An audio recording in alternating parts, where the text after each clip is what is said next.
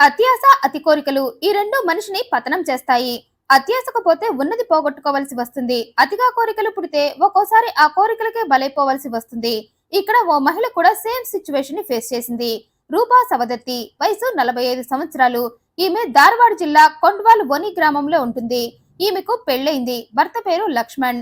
ఇతను ఓ రెస్టారెంట్ లో సర్వర్ గా పనిచేస్తున్నాడు. వీరికి ఓ కొడుకున్నాడు. ఈ లక్ష్మణ్ కు రాకేష్ అనే ఓ అన్నయ్య ఉన్నాడు. ఈ క్యారెక్టర్ ని బాగా గుర్తుంచుకోండి. ఇతనే ఈ స్టోరీలో మెయిన్ విలన్. ఇక రూప విషయానికి వస్తే ఆమె ఇంట్లో పనులు చేసుకుంటూ ఉండేది. ఈ రూపకు బావ రాకేష్ కి మధ్య 10 ఏళ్ల వయసు తేడా ఉంది.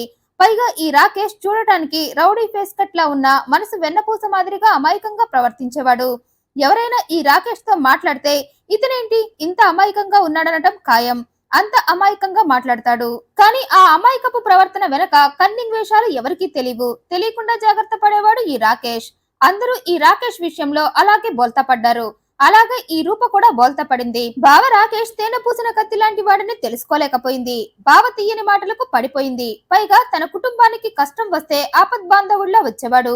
మీకు నేనున్నా అని తమ్ముడికి మరదలకి ధైర్యం చెప్పేవాడు. మరీ ముఖ్యంగా మరదల విషయంలో ఎక్కువ కేరింగ్ చూపించేవాడు. దీంతో రూప బావపై ఇష్టాన్ని పెంచుకుంది. తనకు తన బావ తమ్ముడితో పెళ్లై తామిద్దరికి 10 ఏళ్ల వయసు తేడా ఉన్నా దాన్ని ఏమాత్రం పట్టించుకోలేదు రూప. పైగా ప్రేమకు వయసుతో పని లేదు అనుకుంది. అప్పటి నుండి బావ ఇంటికి వచ్చినప్పుడల్లా అతన్ని లైన్ లో పెట్టడం మొదలు పెట్టింది. అప్పటికే ఈ కన్నింగ్ రాకేష్ మరదలు ఎప్పుడెప్పుడు తన రూట్ లోకి వస్తుందా అని ఆమె తనని ఇష్టపడేలా చేసుకోవడానికి రకరకాల ప్రయత్నాలు చేశాడు. తన ట్రయల్స్ లో భాగంగానే తమ్ముడు ఫ్యామిలీకి కష్టం వచ్చినప్పుడల్లా తమ్ముడికి సపోర్ట్ ఉన్నట్లే ఉండి కావాలనే రూపకు దగ్గరవుతూ ఆమె మనసులో స్థానాన్ని సంపాదించాడు. ఆ విషయం రూప తెలుసుకోలేక బావ తీయని మాటలకు పడిపోయింది. తను తప్పు చేస్తున్నా అన్న విషయం కూడా మర్చిపోయి అతనికి దగ్గరైంది. పాప తన ట్రాప్ లో పడిపోయిందనుకున్న రాకేష్ పండగ చేసుకోవటం మొదలు పెట్టాడు. రోజుకో రకంగా మరదలతో ఎంజాయ్ చేస్తూ తన కోరికల దాహాన్ని తీర్చుకుంటున్నాడు. బావ మీద ఉన్న ఆశతో రూప రోజు రాకేష్ ని కలుసుకునేది. అది కూడా దేవుణ్ణి అడ్డం పెట్టుకుని. అదెలాగంటే ఈ రూప ప్రతిరోజు ఉదయం నుండి సాయంత్రం దాకా ఇంట్లో పనులు చేసుకుని సాయంత్రం కాగానే గాంధీ సర్కిల్ సమీపంలో ఉన్న దర్గాకు వెళ్లేది. ప్రతిరోజు అలా వెళ్లటం రూపకు అలవాటు. బావ రాకేష్ తో ఎఫైర్ పెట్టుకోక ముందు కూడా ఆమె సాయంత్రం దర్గాకు వెళ్లేది. అయితే బావతో వ్యవహారం మొదలు పెట్టాక రోజు కలుసుకోవాలన్న ఆశతో దర్గాకని చెప్పి అక్కడికి వెళ్లి అట్నుండటే బావకి ఫోన్ కొట్టేది. అతను రాగానే ఇద్దరు కలిసి గోవనగొప్ప రోడ్డు వైపు ఉన్న పొలానికి వెళ్లేవారు. చీకటి పడేసరికి పొలంలో ఉన్న వాళ్ళంతా ఇళ్లకు వెళ్లిపోతారని తెలిసే కావాలనే ఇద్దరు ఆ టైంలో పొలానికి వెళ్లేవారు. అక్కడికి వెళ్ళాక ప్రకృతి ఒడిలో హాయిగా ఆనందంగా ఇద్దరు తృప్తి పడేవారు. అలా 6 ఏళ్ల పాటు ఈ రూప రాకేష్ తో రిలేషన్ ని కంటిన్యూ చేసింది. ఈ 6 ఏళ్లలో ఇద్దరు రహస్యంగా కలుసుకుంటూ తమ కోరికలను తీర్చుకుంటున్నారు. ఇక్కడ వరకు కదంతా మామూలే అయినా ఇక్కడి నుండే రూప జీవితం మొత్తం రివర్స్ అయిపోయింది. ఈ 6 ఏళ్లలో రూప బావ రాకేష్ పై అమితమైన ఇష్టాన్ని పెంచుకుంది. మరి అది కామమో మోజో అంతకు మించిందో ఆమెకే తెలియాలి. ఆ ఇష్టంతో బావని కలవకుండా ఒక్కరోజు కూడా ఉండలేకపోయేది. డైలీ బావకు ఫోన్ చేసేది. అతనితో ఒక్కరోజు మాట్లాడకపోయినా ఒక్కరోజు అతన్ని కలవకపోయినా ప్రాణం పోతున్నట్లు అనిపించేది రూపకు. ఓ రకంగా రూప తన బావ రాకేష్ కు బానిసైపోయింది. అయితే అదే రూప ప్రాణాలను పోగొట్టుకునేలా చేసింది. ఈ రూప ఎప్పుడైతే బావకు పూర్తిగా బానిసైపోయిందో ఈ రాకేష్ కి చులకనైపోయింది. పైగా 6 ఏళ్ల పాటు మరదలతో గడిపేసరికి రాకేష్ కి రూపపై ఇష్టం మోజు రెండూ తీరిపోయాయి. దీంతో అప్పటి నుండి రాకేష్ రూపను దూరం పెట్టడం మొదలు పెట్టాడు. ఒకప్పుడు ఆమె నుండి ఫోన్ వస్తే ఎంత పనిలో ఉన్నా పక్కకొచ్చి మాట్లాడేవాడు. కానీ ఇప్పుడు అలా చేయటం లేదు. ఆ మాటకొస్తే అసలు పని ఏమీ లేకపోయినా పనున్న వాడిలా బిల్డప్ ఇస్తూ ఆమె కాల్ కట్ చేయడం స్టార్ట్ చేశాడు. దీంతో రూపకు కంగారు మొదలైంది. ఒకప్పుడు కాల్ చేయగానే లిఫ్ట్ చేసే రాకేష్ ఇప్పుడు కాల్ కట్ చేస్తున్నాడేంటని బాధపడేది. అయినా బావను వదులుకోలేక కుదిరినన్ని సార్లు అతనికి ఫోన్ చేస్తూనే ఉండేది. ఆమె నస భరించలేక ఒక్కోసారి రాకేష్ ఫోన్ లిఫ్ట్ చేసి పనిలో ఉన్నా అందుకే కాల్ కట్ చేస్తున్నా ఆ మాత్రం అర్థం కాదా నీ బుర్రకి అని ఆమెను తిట్టి ఫోన్ పెట్టేసేవాడు. అయితే బావపై ఉన్న ఇష్టంతో అతను ఎన్ని తిట్టినా రూప పట్టించుకునేది కాదు. పనయ్యాక కాల్ చేస్తాడని అతని కాల్ కోసం వెయిట్ చేసేది. కానీ రాకేష్ మాత్రం కాల్ చేయకపోవడంతో ఆమె బాధపడేది. మరి కొన్నాళ్ళకి రాకేష్ పూర్తిగా ఆమెను దూరం పెట్టేయాలని ఆమె కాల్ చేసినా లిఫ్ట్ చేయటం మానేశాడు. దీంతో రూపలో మరింత టెన్షన్ పెరిగిపోయింది.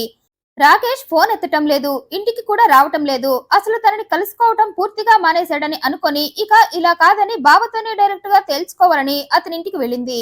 అయితే ఆమె వెళ్ళినప్పుడు రాకేష్ ఉన్నా ఆమెతో పెద్దగా మాట్లాడలేదు. ఇంట్లో అతని భార్య కూడా ఉండటంతో రూప కూడా అతనితో క్లోజ్ గా మాట్లాడలేకపోయింది. కానీ ఎవరు బావ పక్కన లేని టైం చూసుకొని రేపు సాయంత్రం మనిద్దరం ఎప్పుడు కలుసుకునే ప్లేస్ కి రా అని చెప్పింది. రూప అంతలా అడగటంతో సరే అన్నాడు రాకేష్. బావ వస్తా అనటంతో ఆనందంగా తన ఇంటికి వెళ్లిపోయింది రూప. ఎప్పుడెప్పుడు తెల్లవారుతుందా, ఎప్పుడెప్పుడు రాకేష్ ను కలుసుకోవాలా అని ఎదురు చూసింది. అలా చూస్తుండగానే తెల్లవారిపోయింది. అది జూన్ 9. ఆ రోజు ఉదయం నుండే రూప ఎప్పుడెప్పుడు సాయంత్రం అవుతుందా అని ఆరాటంగా ఎదురు చూసింది. సాయంత్రం కాగానే దర్గాకని వెళ్లి అట్నుండటే బావను కలుసుకోవాలనేది ఆమె ప్లాన్. రాకేష్ ని కలుసుకోగానే అసలు తన ఫోన్ ఎందుకు ఎత్తటం లేదో ముందు తెలుసుకోవాలి. ఆ తర్వాత ఇంతకాలం వచ్చిన గ్యాప్ ని శృంగారంతో ఫుల్ఫిల్ చేసుకోవాలి అనుకుంది. అందుకే సాయంత్రం కాగానే అందంగా ముస్తాబయ్యి దర్గాకని వెళ్లి అట్నుండటే తామిద్దరం ఎప్పుడు కలుసుకునే పొలానికి వెళ్ళింది. కొద్దిసేపటికి రాకేష్ కూడా వచ్చాడు. అయితే అతను ఒకప్పటిలో నవ్వుతూ రాలేదు. ముఖమంతా మార్చుకొని అసలు తనకి అక్కడికి రావటమే ఇష్టం లేదన్నట్లు బలవంతంగా వచ్చినట్లు పెట్టుకున్నాడు ఫేస్ అంతా. అక్కడకు రాగానే ఎందుకు ఇక్కడకు రమ్మన్నావన్నాడు. ఆ మాటలకి రూపకు బాధ కలిగించాయి. 6 ఏళ్ల పాటు ఇక్కడే కదా మన ఇద్దరం కలుసుకున్నాం. మరి ఆ ప్లేస్ కి వచ్చినప్పుడు నువ్వు హ్యాపీగా ఉండాలి కానీ ఇక్కడికెందుకు రమ్మన్నావని చిరాగ్గా అడుగుతున్నావేంటంది. అయితే ఆ మాటలన్నీ సోదిలా అనిపించాయి రాకేష్ కి. మరి మరదలంటే మోజు తీరిపోయింది కదా మరి. అందుకే డైరెక్ట్ గా విషయం ఏంటో చెప్పమన్నాడు. ఆ మాటలకి రూపకి కూడా కోపం వచ్చి ఎందుకు నా ఫోన్ లిఫ్ట్ చేయకుండా నన్ను దూరం పెడుతున్నావని అడిగింది. ఆ మాటలకు రాకేష్ చిన్నగా నవ్వాడు. నీ ఫోన్ లిఫ్ట్ చేయనప్పుడే నీకు అర్థం కావాలి కదా నాకు నువ్వంటే ఇష్టం లేదని. ఎవరికైనా ఇష్టం ఉంటేనే ఆ మనిషి కోసం వాళ్ళ కాల్ కోసం ఆరాటపడతారు. ఆ రెండు నేను నీ విషయంలో చెయ్యట్లేదంటే నీ మీద నాకు ఇష్టం పోయిందని తెలుసుకోవాలి కదా. అది తెలుసుకోకుండా పదే పదే నాకు కాల్స్ చేసి నన్ను నా ఫోన్ ని ఎందుకు విసిగిస్తున్నావన్నాడు. బావ ఒక్కసారిగా ఇచ్చిన షాక్ కి ఏం మాట్లాడాలో అర్థం కాలేదు రూపకి.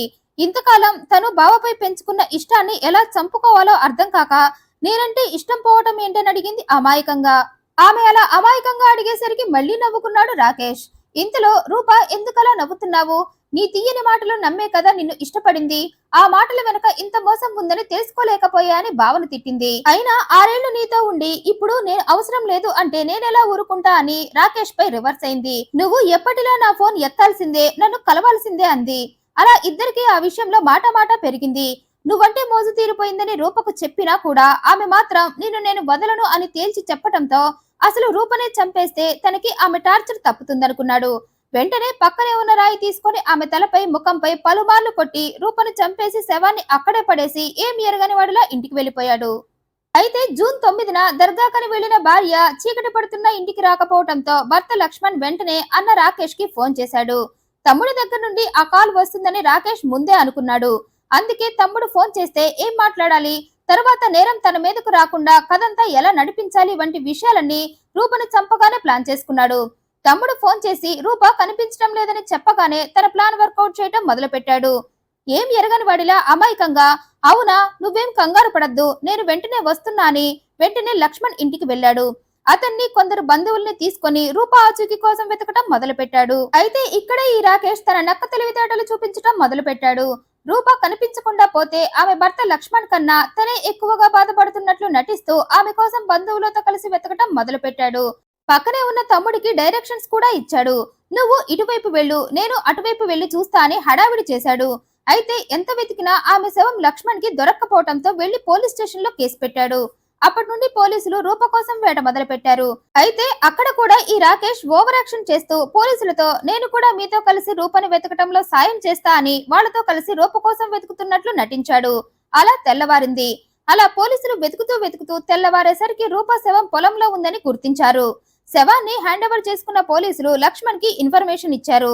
తమ్ముడు రూప శవం చూసి ఏడుస్తుంటే మళ్ళీ ఈ రాకేష్ ఓవర్ యాక్షన్ స్టార్ట్ చేశాడు. బాధపడద్దు, పోయిన వాళ్ళు తిరిగి రారుగా అని 4 నీతి వాక్యాలు వల్లిస్తూ లక్ష్మణ్ ని ఓదారుస్తున్నాడు. అయితే అదంతా పోలీసులకు చిరాకు తెప్పించింది. ఎందుకంటే రూప ఆచూకీ కోసం వెతుకుతున్నప్పుడు కూడా ఈ రాకేష్ పోలీసులు అడక్కపోయినా సలహాలిస్తూ ఓవర్ యాక్షన్ చేశాడు. అప్పుడే పోలీసులకు ఈ రాకేష్ పై అనుమానం విసుగు వచ్చాయి. మళ్ళీ సేమ్ ఓవర్ యాక్షన్ తమ్ముడు లక్ష్మణ్ దగ్గర కూడా చేస్తూ ఉండటంతో వారికి చిర్రెత్తుకొచ్చింది. ఈ రాకేష్ ఏదో తన భార్య పోయినట్లు ఇంతలా ఓవర్ యాక్షన్ చేస్తున్నాడేంటి అని రాకేష్ పై అనుమానం వచ్చి అతని గురించి ఆరా తీయగా ఈ రాకేష్ రూపాల మధ్య జరిగిన ఎఫ్ఐఆర్ మొత్తం బయటపడింది. దీంతో రాకేష్ ని అదుపులోకి తీసుకున్నారు పోలీసులు. విషయం నువ్వే చెప్తావా మేము చెప్పించమా అనేసరికి టకటకా నిజాలన్నీ కక్కేశాడు రాకేష్. రూపా తమ అక్రమ బంధాన్ని వదులుకోవటానికి అభ్యంతరం చెప్పిందని అందుకే ఆమెను రాయితో కొట్టి చంపేశానన్నాడు. రాకేష్ చేసిన ఈ పనిపై మీ అభిప్రాయాన్ని కమెంట్ రూపంలో తెలియజేయండి. మరింత ఇంట్రెస్టింగ్ అండ్ జెన్యూన్ ఇన్ఫర్మేషన్ కోసం ఈ వీడియోని లైక్ చేయండి, షేర్ చేయండి, మా ఛానల్ సబ్స్క్రైబ్ చేయండి. Thanks for watching.